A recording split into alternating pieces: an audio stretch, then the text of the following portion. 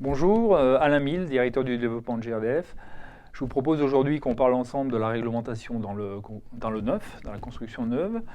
Donc vous le savez, aujourd'hui, cette construction neuve est régie par la RT 2012, qui avait pour objet notamment de réduire les problématiques de pointe électrique, puisque dans la réglementation précédente, on construisait beaucoup en chauffage électrique, et tout ça conduisait à des tensions sur le réseau électrique, des problèmes de pointe l'hiver. La RT 2012 a bien réalisé sa fonction, puisqu'aujourd'hui, on a globalement équilibré la construction entre l'électricité, le gaz et les réseaux de chaleur, puisqu'on est à peu près 44% des surfaces chauffées en électricité, tout marché confondu, 41% en gaz, et puis le reste en réseau de chaleur principalement.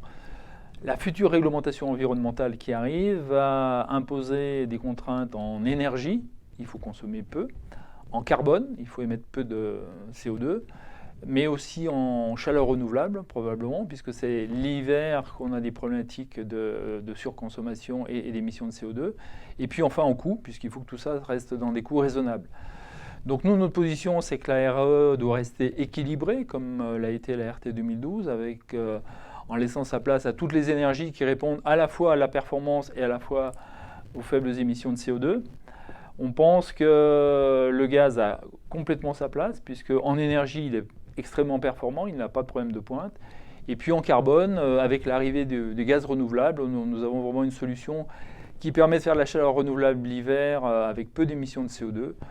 Donc nous militons pour une place équilibrée des solutions gaz ENR à côté des solutions électriques et des solutions réseau de chaleur.